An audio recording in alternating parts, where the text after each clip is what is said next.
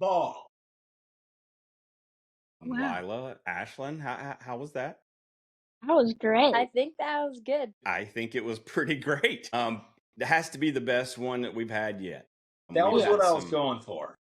you know, that you always have to take the cake, man. That was it. Well, welcome to the Slide Podcast, everyone. This is a super exciting episode that we have for you today. And joining me today as my co-host is Miss Lila Brickwall Bratch and Ashlyn Jollifer.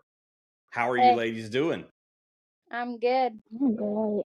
How are you? Yeah, well, Ashlyn, this is your first time being on the show as not a guest. You've been part of the team now for a few months. How's things going with you? You're in California training. You played some tournaments. How's this fall been for you? Yeah, it's been a lot of fun, like being on my baseball team. Probably one of the last times on a travel ball team before high school. So I was just enjoying it and having a lot of fun.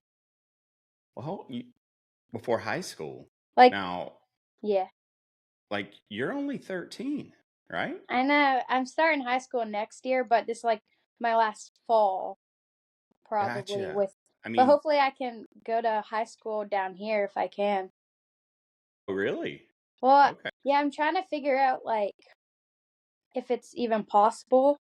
Like my coach and my parents are trying to see like if I can come down here and play high school because my coach is the head, like the varsity coach for high school near here. So that's the high school I want to go to if I can, hopefully. Very cool. Very Yeah. cool.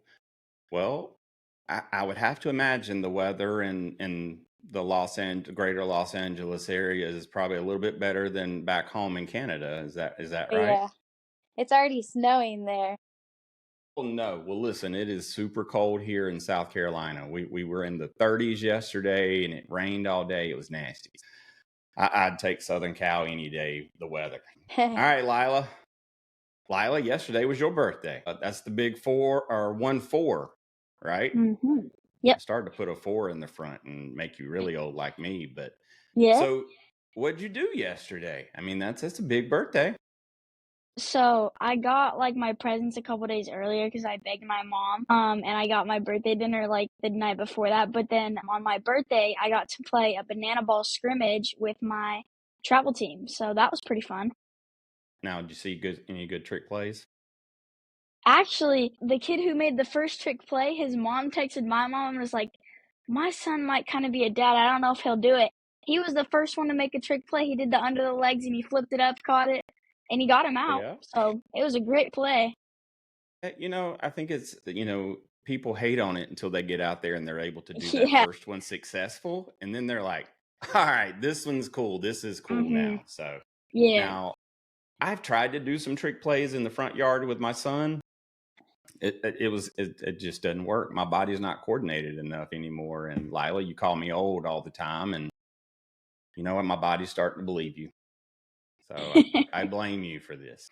Well, very cool. I was trying to think. I think there was something I wanted to tell you, ladies, but you know what? Maybe I'll remember it at the end of this show because I am ready to get to our guest today. So, joining us from Orange County, California, tours the country, brings sandlots to the White House. You've seen him on, I think it's even Good Morning America. This guy is famous and an amazing person at that. So joining us today is Mr. Coach Ballgame. How are you doing, sir? Yeah, so good to be with you. Thanks for having me. What a day. What a day. Yeah, it is. Well, Coach, obviously we've got a lot of questions for you, but if there is someone listening that, maybe haven't heard of you yet, and maybe there is one person, tell us a little bit about yourself, man, and what got you here today. Well, very good. I'll give you my hour-long elevator pitch of Coach Ballgame. There you go. My real name's James, but nobody calls me James. Nickname's Coach Ballgame because my favorite thing to do is coach kids. And it all started in North Carolina. That's where I was born and raised. Played a lot of sandlot baseball in the backyard with my older brothers. They taught me all the sports. We played basketball, football, invited the neighbors over and played neighborhood games all the time. But by college time, it was all baseball. I went to Brown University, played 4 years there, proudly hold the career hit by pitch record at Brown University. That is mine and mine alone. And from there, I moved to LA, Los Angeles. I liked sunshine. I studied theater arts and writing and directing in college. So I thought, well, maybe I'll go to Hollywood and do movies or TV because nobody drafted me. I thought maybe I'd play professional baseball, but I didn't get a phone call after college. So I said, well, let's go out west. As I tried to become an actor and a writer and all of that good stuff, I realized quickly there's no money in it. Unless you're George Clooney, you're basically, you got to find other jobs to feed Right. yourself. Yeah. And one of those jobs was coaching baseball camps for kids. I had a friend from Brown who had started this in Hermosa Beach, California, and he had a couch for me to sleep on and a gig coaching these kids. So I'd never coached kids, but I love baseball and I like making people laugh. So let's give it a try. I started out as a really bad one, a bad coach. I was angry. I was passive aggressive. I was win at all costs. I didn't like how my playing career panned out. So I was taking that out on these kids, and if they weren't the 8-year-old version of me, then I'd yell at them or try and wean them out. Mm.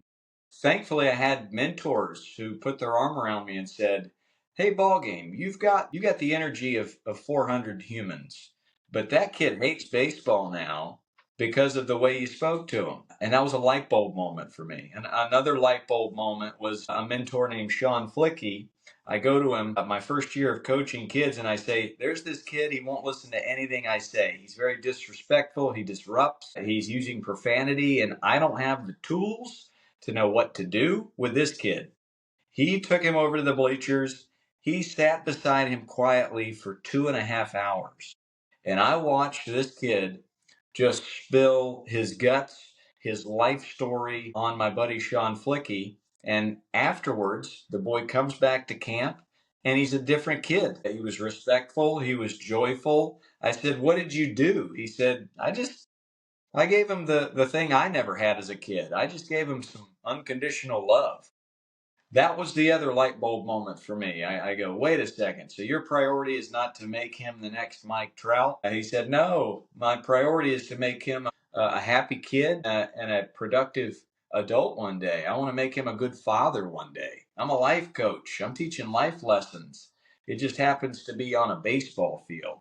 Once I figured out it's barely baseball and it's way more about life, it took off from there. So 20 years later, a lot more gray in the beard, but here I am on this podcast with you. That's incredible. I was always like the sore loser growing up. Like I didn't like to lose, and like I struggled with it. Lila, you probably are relating to that a little bit. You know a little bit about me, but it wasn't until I had kids and really was my second son. And James, our coach, you had a chance to have him in one of your camps, but once I saw how hard he was on himself about everything, it was like looking in the mirror, and that totally changed my approach in so many things because I noticed like some of my traits rolling off into my son, and I was like, look, I've got to change to be a role model. And so anyway, Lila, that's where you're supposed to clap.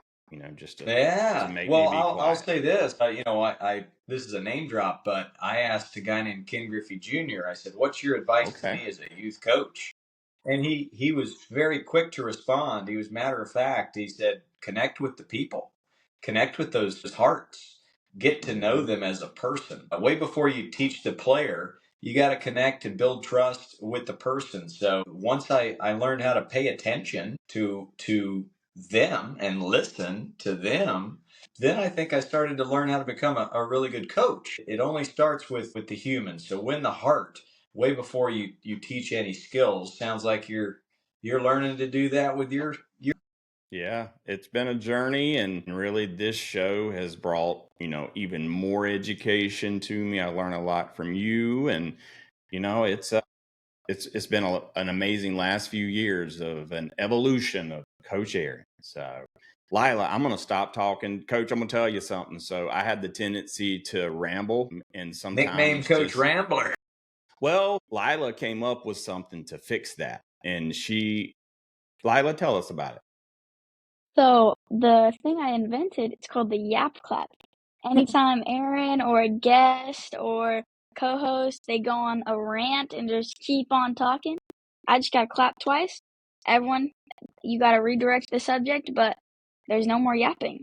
I Yep. love that so much. Well, I'm going to get about 4 or 5 yap claps, and that's fine with me. Lila, I'm going to let you start it off. What questions you got for Coach today? Alright, so the first time I encountered you, it was on TikTok. I saw your nicknames where you let them run around the bases, you call out their nicknames. I want to know, how did that start? Pretty organically. I had a buddy my first year of coaching, and they were doing it right. Before they were teaching any skills about baseball, they brought the group together and they said, I can't coach you unless I get to know you first. So he would get to know everybody by asking them questions. What do you love? What do you love to eat? What do you love to do? Favorite baseball player? Favorite movie? Superhero? Paint a picture of who you are, and let's give you a nickname. And I noticed that the kids really responded to that.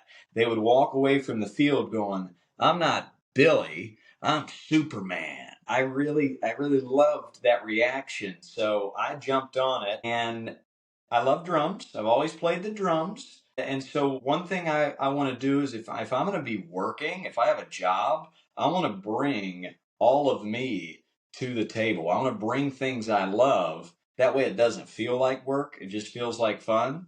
So I bring the drum to every field that I go to. And at first people are like, what's this? What's a drum doing on a baseball field? That's different. And I said, well, it makes me feel good. And I would sit on it and I would play that thing. And then I thought, I want to memorize all these nicknames. Let's line them up at home plate, and maybe if I repeat their nicknames a few times as they jog around the bases, I'll learn it faster. So the key to my nickname memorization, I prioritize it, and usually I'll connect a story to a face. That's a lot easier to remember than just an actual name. And then I repeat it by having them run around those bases. And then just every time I see them, I'll either ask the question or I'll try to remember. And usually in about 30 minutes, I've got it. But prioritize and repeat is the key. But I make sure that the nicknames is player driven. I want you to like your nickname. I'm not going to come up with it. I need you to paint a picture of who you are and really love your nicknames. Yeah, started pretty organically, and now it's probably the most popular video I have. So, out of your playbook, when we started with our field reporters, everyone had their own number. Everyone had, of course, their name. And because of you and your influence, that's what we did. Is everyone has a nickname now, and they have to give me that at the beginning. And it goes on the back of their slide jersey. And now the public is recognizing a lot of these kids based on their nicknames, and it is so awesome.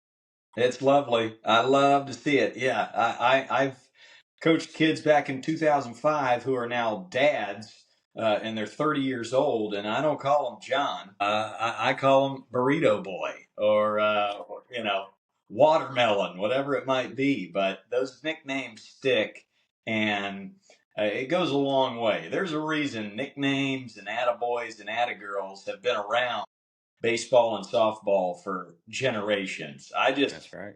I jumped on it and went head first into that because it brings a birthday party vibe to the field. It brings joy. Yeah, no kidding.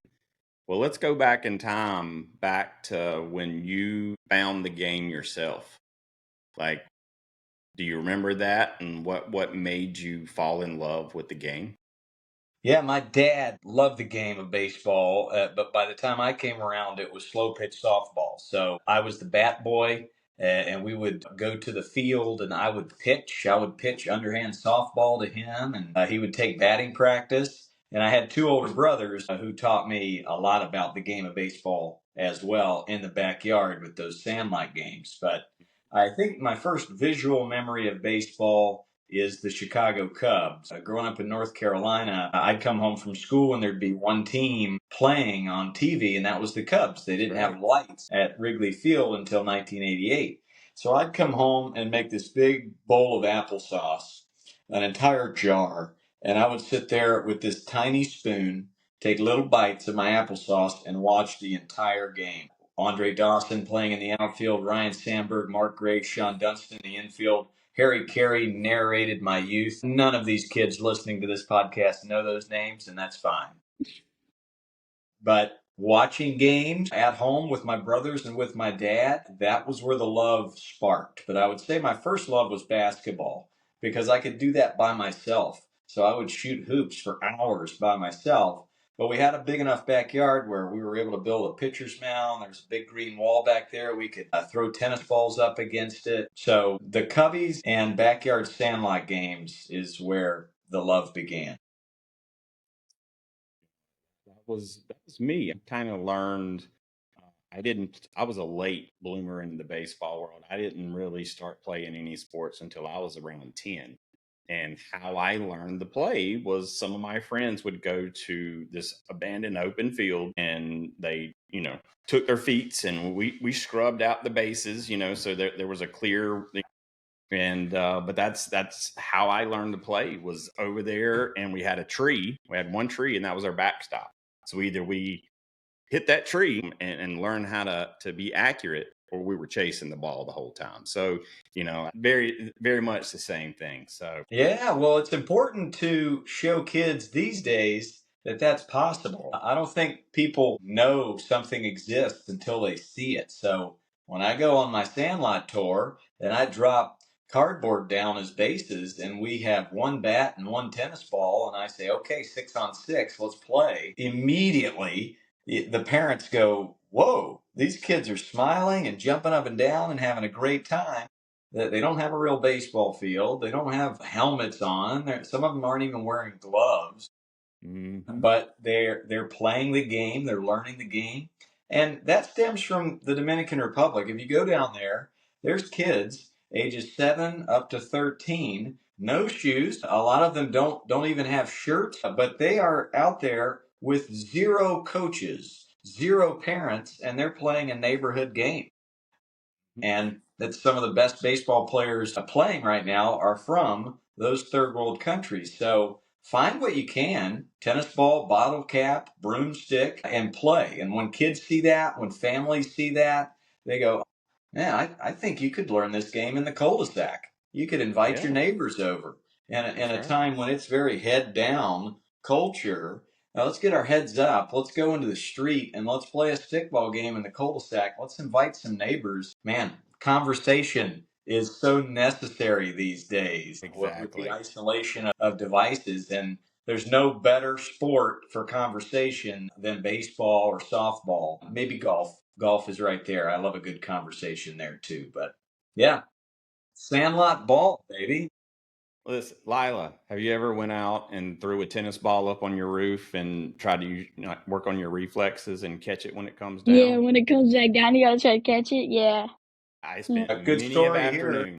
Here's another name drop flex. I was interviewing Ozzie Smith, the Wizard of Oz, best shortstop of all time. And growing up in Watts, California, he learned how to do backflips by doing these backflips into sawdust piles at a sawdust mill. Well, when he'd come home, he had a tennis ball and he'd get in his backyard and he'd toss the ball up over the roof.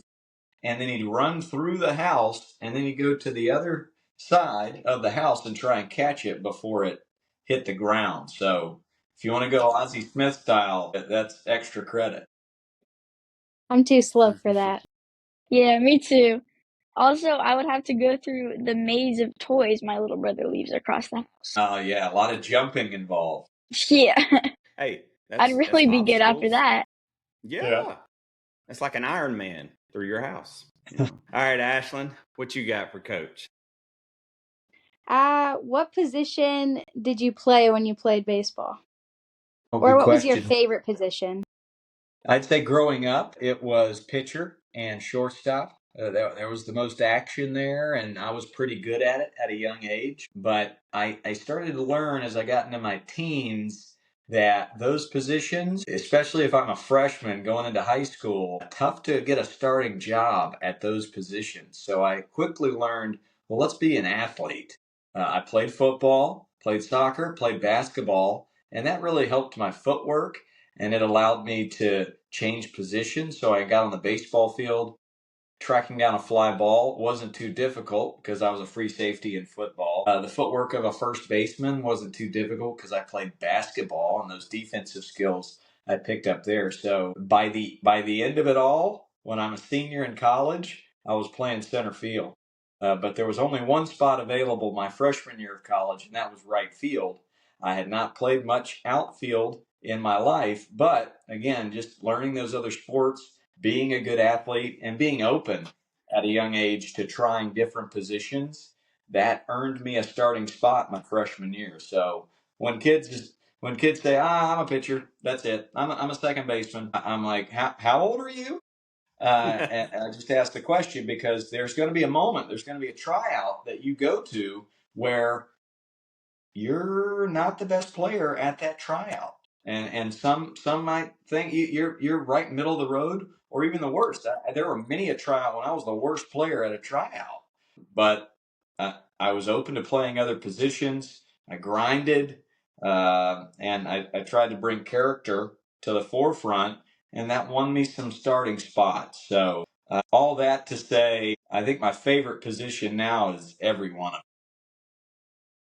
Nice. That was a good way to check all the boxes there, right, them. Ashley? I know, safe, safe, safe. I did see there was a podcast or there was a clip on Instagram, and they were asking. It was two guys asking each other what the hardest position, and they had some results that one of them that was reading from.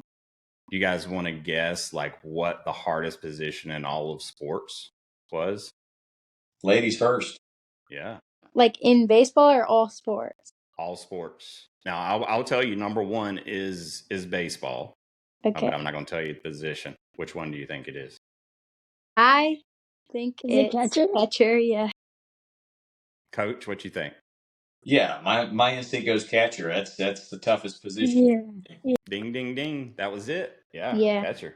I was proud of you, Lila. When I saw that, you immediately came to mind, and I'm like, Lila's the brick wall. So, Mm-hmm. Brick and I Wall. got There you go. So that's not your real name. That's your nickname, Brick Wall. Yeah. Brickwall Okay. Bratch. Because my Well, last name is Bratcher, and I've caught almost all my life. That's my gamer tag. That's how. Because my dad and me were thinking of a gamer tag. He was like, Brickwall Bratch. There you go. boom. I love it. Well, catchers become coaches and managers, so you've got a long career in the sport ahead of you. yeah, and journalism. She's been invited now from her interviews with with a bunch of different things. She's been invited to come interview at different events, and she's there's no telling what she's going to do in her future, Coach. I mean, bright future. And Way Ashley, of ahead of the course, game. Way ahead of the game. I yeah. didn't have any idea what I wanted to do with my life till I was like 32. So, yeah, a lot of exploring the space for me. Well, Coach, you do a lot of life lessons throughout your sandlots. And I think so many of those lessons are lost on a lot of adults these days. What advice would you give to, a new parent, that just signs their, 7, 8-year-old up for their first year of baseball? Knowing the environment that is out there, what advice would you give that parent? Create a two-way street where you're asking questions to the kid and you're listening to the kid. Don't put any of your life or your wishes into their life. Allow them to have their own youth sports life. There's a great question that I advise every parent to ask.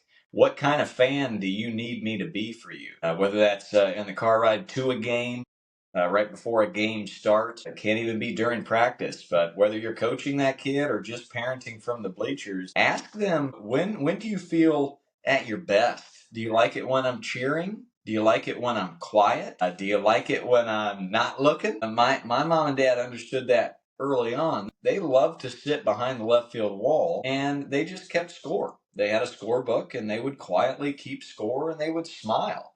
They would smile at the 0 for 5, they'd smile at the 5 for 5, and they prioritized character. They wanted to make sure that I was being a good person, respectful to my teammates, the other players on the other team, the umpires specifically.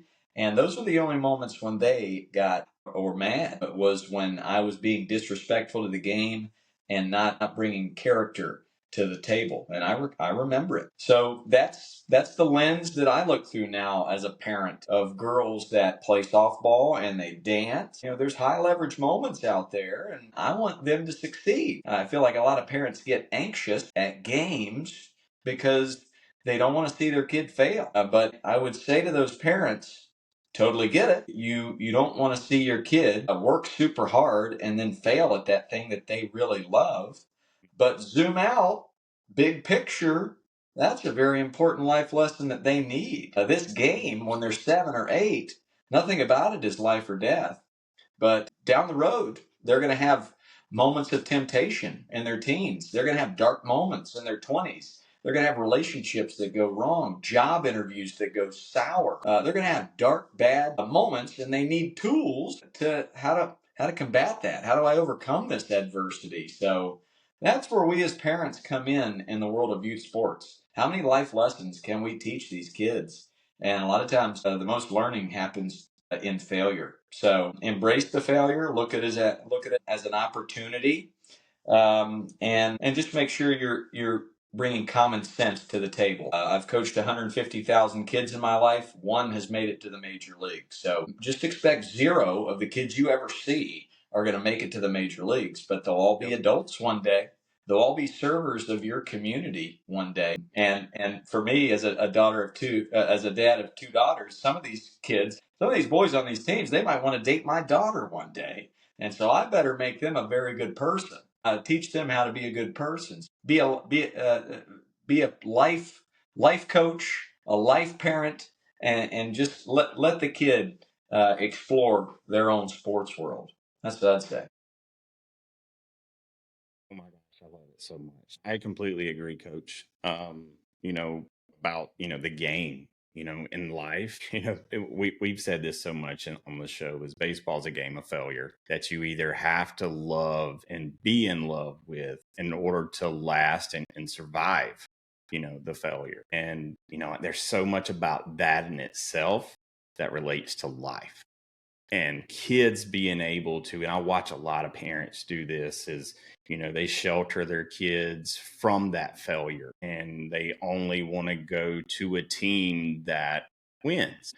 Unfortunately, I say this a lot to my kids is you have to fail, you have to lose in order to appreciate and learn how to win. Because if you win all the time, like you're not really learning a lot. In that loss, you're learning so much more. And I don't know. I get cold chills when I hear you talk about it, Coach, because there's so many life lessons that are easily taught. Kids saying, Lila, Ashlyn, I don't know if you guys have ever been in this situation, but blaming something on the coaches. You know what?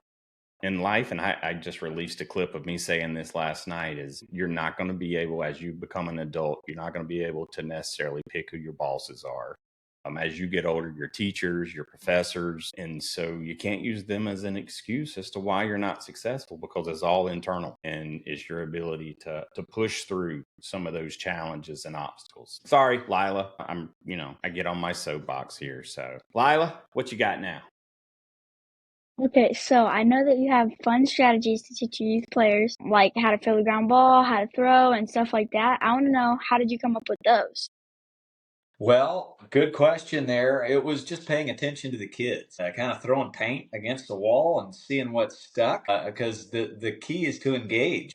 I was a math teacher for a little while, and I learned quickly, unless you make something fun, man, kids are gonna walk away quickly. And the same with baseball. There wasn't a lot of kids that I was coaching that were gung ho, 100% all in on this baseball thing. I had to go fishing and reel them in. So I quickly found out kids respond to animal references. So I went that route. Kids respond to things that rhyme, poetry, song, and they respond to humor. And one thing I really responded to as a kid was storytelling. So I brought that to the mix as well. And when you got stories, you got music, you got catchphrases and animal references, I learned, wow, I'm teaching a kid how to field a ground ball. I'm teaching a kid how to run around these bases, and it can be done in a very boring manner. If you just look at it on paper, it's like kid runs from home to first to second. But if you throw in some dancing, some nicknames, a little bit of art, and just some exploration, just a little joy, you can make anything really fun. So that was adapting to what I saw, and I'm constantly doing that. I'm trying to figure out how are kids talking to each other these days, and then I'll sometimes pull out things I would say that were cool back in 1994, like snap, that was lit. Yeah, that's Aaron. There you You guys go, would be the right? best. And then I'll surprise the kids every once in a while and go, I'm telling you what, your Riz, it slaps, no caps. And Yes, I yeah, will that's Aaron. will totally jump in there, but I'm always a little bit behind. I'm always the guy with the gray beard who's a little bit lame. But I've learned, hey, kids respond to humor, and that's where I fall into place. So, yeah, just responding to what I saw. Did that sound familiar? Sounds a bit familiar. I don't know.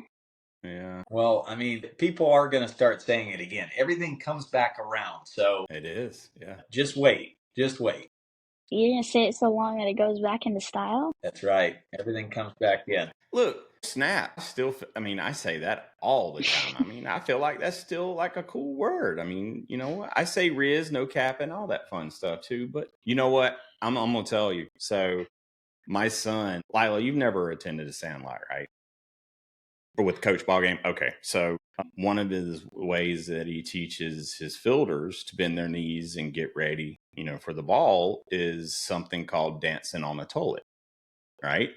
So you're gonna like imagine sitting down on the toilet, right? So you Sure. put your butt out there, and then you got to dance. You got to get your glove down. You got to dance. Well, listen, I am not that guy, right? Like Coach, I feel weird if I do some of that stuff. But you know what? I watched that camp that my son was at, and I saw how those kids reacted, and even some of the older kids that might be too cool for school kind of thing, even those kids were doing it and having fun. So I took it back, and I was doing it with our rec teams, and I did it like I knew I looked weird and probably people laughed, but you know what, at the end of the day, I'm out there having fun with kids, so it didn't matter. But we were out, I had kids out of their shell, kids that would never talk to me, was doing it. And I'm gonna tell you, Coach, I had two mamas come up to me afterwards and ask me if I could do special lessons with their kids. And like I'm like, just being silly and goofy out here. And Yeah, who would have thought it'd be novel? These things that I do, they're pretty simple. It's yeah, getting into the brain of a child and thinking, okay, they're tired of the words down and ready. That goes in one ear and out the other. How can we make it a little more creative? So, yeah, let's imagine you're on a toilet, you're dancing on a toilet, and I see a lot of kids when they get down and ready, they put their hands on their knees. Well, that kind of looks like you're about to throw up. So I throw up. Let's hold pizzas in our hand that's while right. we're That's right. dancing Hold on the a pizzas. toilet. And then that evolved to a song. And the whole reason for any type of melody is you want the kid to go home and sing that song to their parents. That means you're the fun coach, and they actually learn something. So, That's right.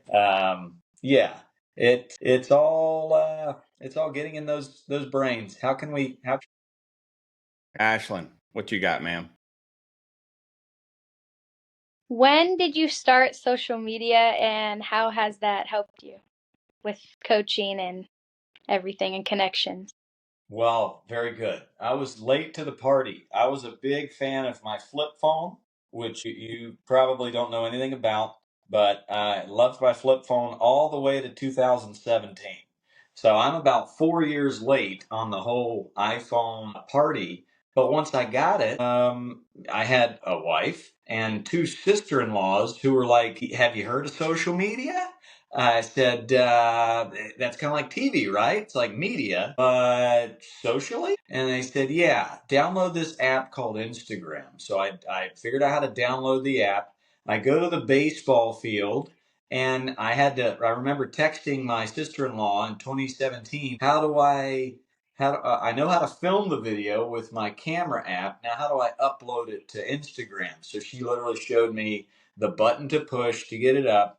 And you can scroll back my first Instagram post. It's either 16 or 17, and it's just pictures or maybe a video of me coaching the kids. And I thought, well, I love writing, I love directing. I can learn how to edit, and then I can basically have my own TV show on this little rectangular thing. So the answer is 2017, and it was just things that made me happy. I would just film things that made me laugh. If I saw kids screaming "attaboy" or "attagirl" at each other, I'd say, "Hey, that's a great idea. Let's have you two scream "attaboy" or "attagirl," and I'll film that." Or if there were some good nicknames. I was coaching a group of 12-year-old boys, and we had a 90-minute practice where there was tons of elite skilled baseball going on. But the moment that they smiled the most was when two kids were having a staring contest. And that was very telling to me. I was like, man, so these 12-year-olds who play 4 games every week in their big tournaments, they want to just stare at each other and see who can stare the longest without blinking. How cool is that? Um, I looked down to see if I got a yap clap because I was just staring off into space going. I looked, I did not get a yap clap. So, man, how about that? She gives you Uh, some grace. I think when you get to the point in your answer when you forgot what the question was, you need a yap clap. That 2017 is when the iPhone came in, but I still have the flip phone. I'll never throw that. Yeah, I When you still were have my talking about original. Still have my original iPod. Oh yeah.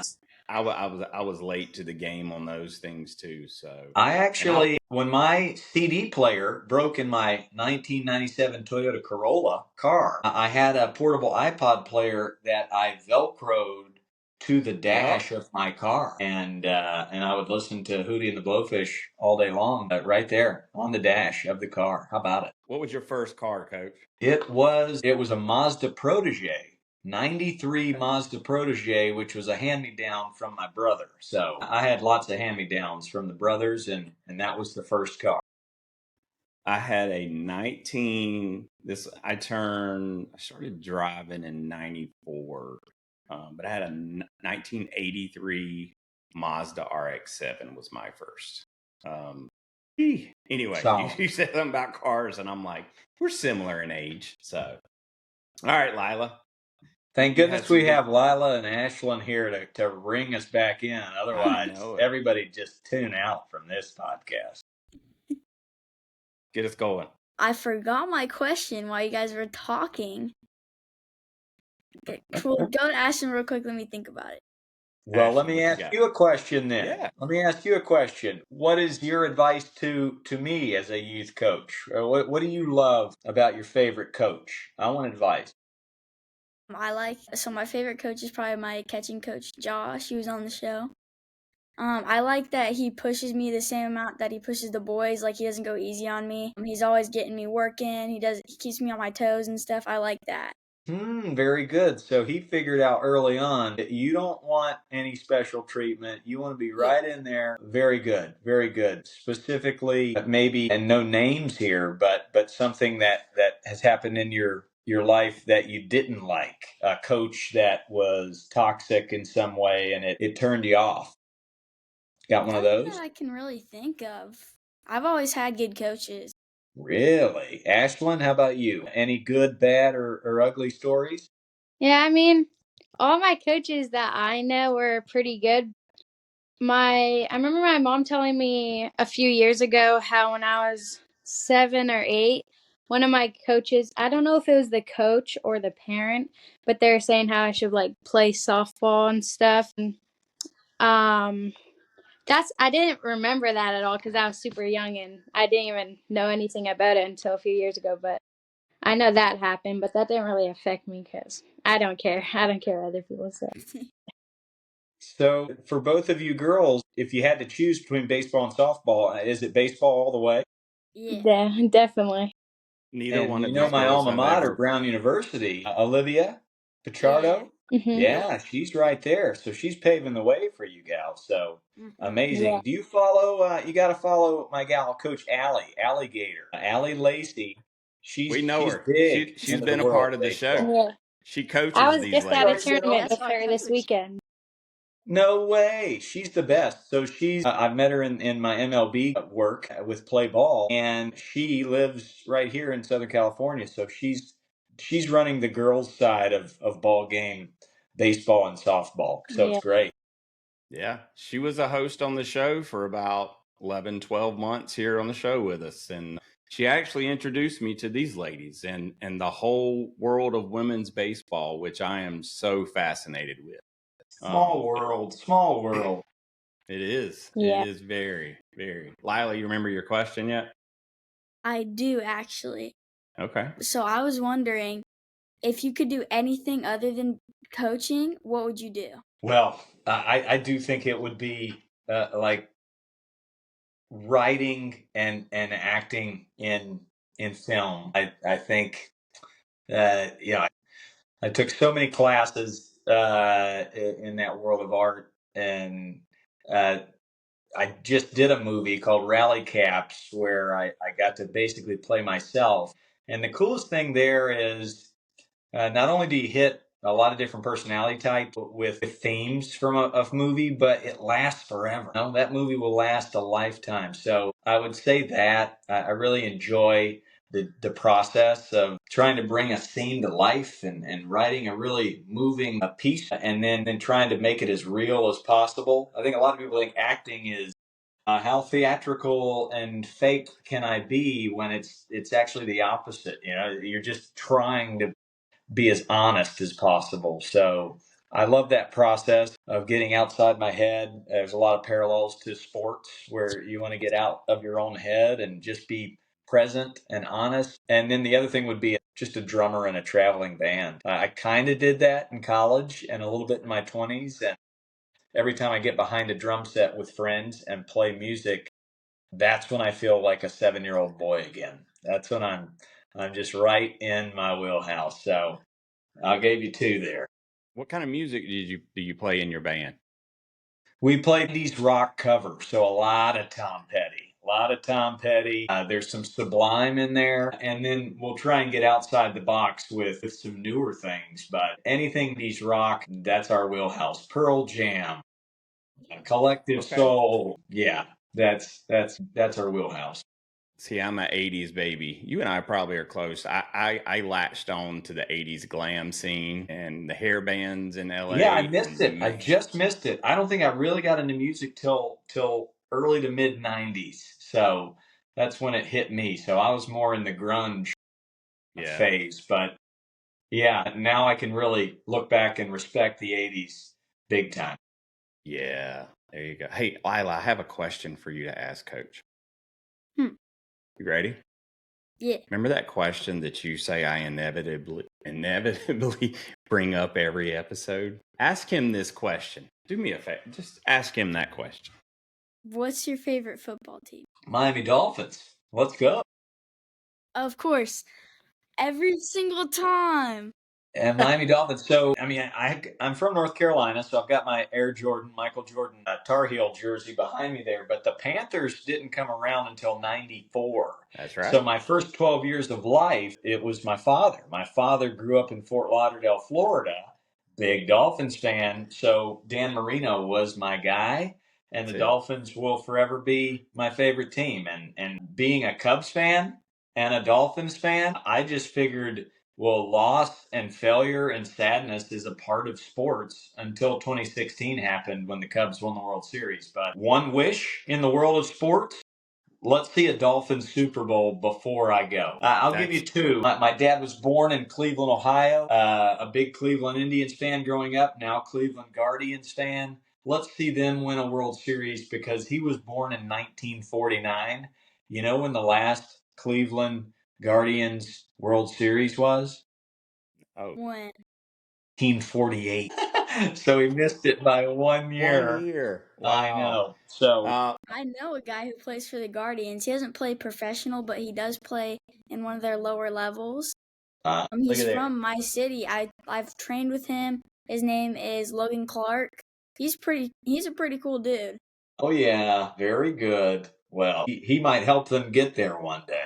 Hopefully.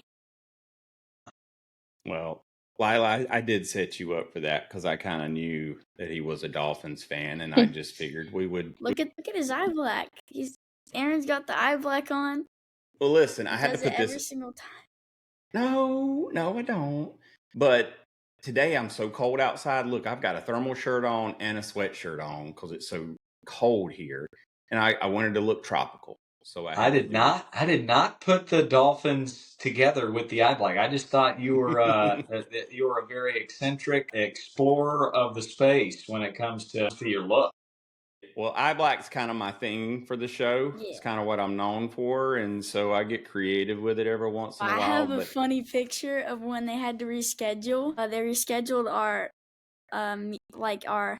interview, and Aaron had all his eye black on. It was so funny. What? Let me see if I can find it. Did I send a picture to you? I think that the kids that are on the show, they kind of look forward to see what I show up with, and some of them they'll reach over and tell them he's got eye black on, and because I have to do it. Some episodes I do it a little bit more. I do the Drip King, the full face stuff every once in a while, and Ashlyn, you got to jump in and join me every time you get on the show. I want to see some cool eye black. Is that cool? Can we do that? Yeah, maybe I next was time gonna if I put come some on on. again, I'll try and I do some cool eye challenged. black. There was a couple girls, Coach. We had the ball girls team on after they went to Cooperstown. Allie and I, we hosted the ball girls on an episode, and we challenged a few of those girls to go to school the next day with their eye black on, and they did. Let's go. Yeah. One of my favorite things is eye black residue. You wore it yesterday, and there's still a little bit left over today. That happens every single time. I Even also if I think take that a would shower, be even if I a take a great shower, it gets stuck on there. yeah, that'd be a great band name. Great band name would be eye black residue. Like residue. Look, so if today, for example, I'll turn around here and I'll go back to work and I'll forget this is on. I will go out to restaurants. I'll go shopping, and I forget all about this until my wife's like, "You do know you still have your makeup on, right?" And I was like, Love it. But you know what? People are used to it with me. So, well, Coach, I got to ask, as you were growing up, who was that one person that you saw on TV that really helped solidify the love of the game? Who was that hero for you? Yeah, Andre Dawson. He was my favorite player growing up as the Hawk in right field for the Cubbies. And they say don't meet your heroes, but the opportunity presented itself. I got to throw out the first pitch at Wrigley Field, and I got to shake his hand and let him know he's my favorite player of all time. And I grew up watching him play right here in right field. And then getting a job with MLB is that he coaches with me every year at the All-Star game. He'll come wherever the All-Star game is, and we'll coach a camp together with the kids wherever the All-Star game might be. It was in Arlington this past year. We've done it together in Seattle as well. Oh, love that. Eye black salute, Coach, indeed. So Andre couldn't have been cooler. You can, I'm sure there's stories out there of meeting heroes and they aren't gracious with their time, or they're not present, or they're not nice. He was all the things. He was great. And I have this big drum.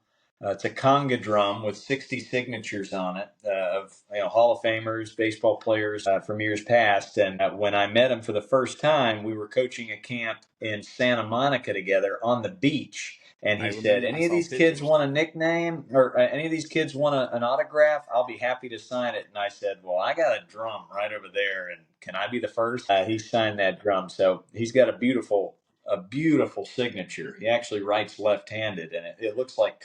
And Michael Jordan, as an athlete, I couldn't take my eyes off him. I loved watching him play the game of basketball. I loved how he competed. I loved how he played defense. Everybody talks about how many points he scored, but he was all NBA defensive guy every year too. So Yep.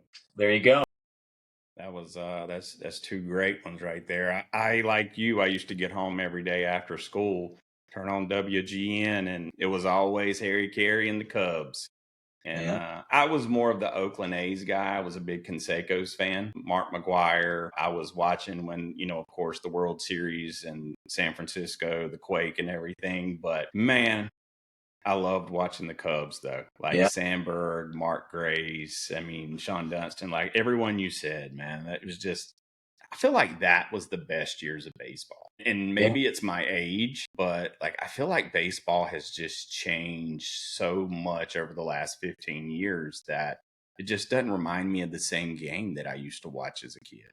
It's funny. I don't know if it's the game or if it's our age, because I remember Saturday Night Live being at its height when I was like 11 or 12. And the game of basketball was at its height when I was 11 or 12. Like, I don't even watch NBA anymore.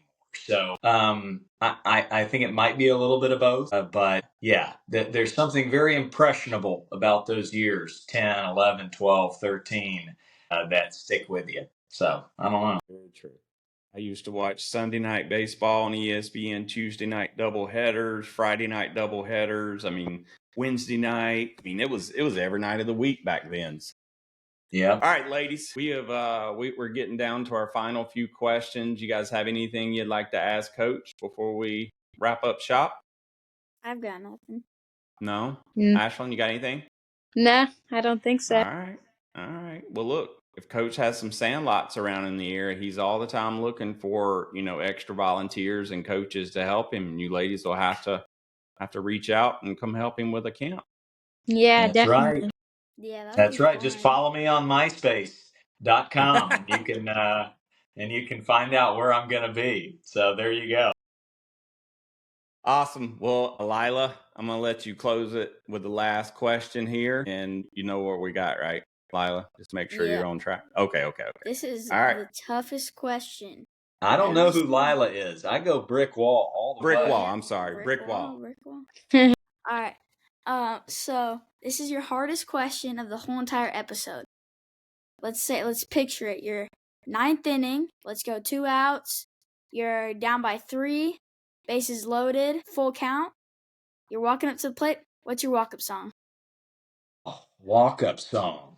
Wow. I think it's gotta be the theme song to Field of Dreams. Ooh. If you've ever seen that movie Field of Dreams, there's just something about it that gets me. It gets me all good in the feels. So theme song to Field of Dreams, and I'm hitting a bomb. I'm going to hit a couple of foul balls first, but then I'm going bomb ski. There you go. That was very well said. Very well said. So, well, Coach, look, I want to thank you very much for taking time out of, I know, your busy schedule to come hop on and join talk to us. We have a lot of players, a lot of parents, a lot of coaches listen to the show. And I know, like, most of them probably knew you, but if they didn't, I know they all learned something today. So thank you very much for your time. I want to thank everyone that's out there listening right now. Make sure you share this podcast with everyone. And if you've got a player that you want to have come on the show and talk about their love and passion for the game, send us a message. Follow us on social media. Send us a message, and we'll see about getting your player on the show. So, Coach, we're at the last thing of the show. And just like I said at the beginning, you get to start the show and you get to close the show. So, Ashlyn, first episode, I'm going to let you do it, okay? And no yap clap. It didn't show up today. I didn't talk a whole lot. So, Lila, she's usually like sniping me. So, she's usually coming after me. I usually don't get the guess because I feel bad. I'm like, Well, this is their answer, even though it's like long-winded. It's Super was- long-winded. Oh, There that's was very one sweet of you. I was That's editing awesome. the episode and I didn't notice her when we were recording, but there was one and she was doing this and I could tell she was about to do it, and then they got quiet and I was like, she was about to clap the guest. I Love give them it. a chance. I give them a chance, but if it gets too long, I think about it. I'm like, Hey, you're the captain. You're the catcher, for crying out loud. You're the captain. You got to keep this ship going. She does. She keeps me in line and keeps us all going. So, all right, Ashlyn, let's close it out. All right, Coach. Until next time. Catch you on the slide. We thank you for toughing it out and pushing through. Now, let's go teach the world great sportsmanship, leadership, to go inspire someone through your dedication and excitement for the game. Make sure to smash the like and follow button on all social media at The Slide Podcast Show and The Slide Pod on Twitter. Plus, leave us a review and feedback. Until next time, we'll catch you on the slide.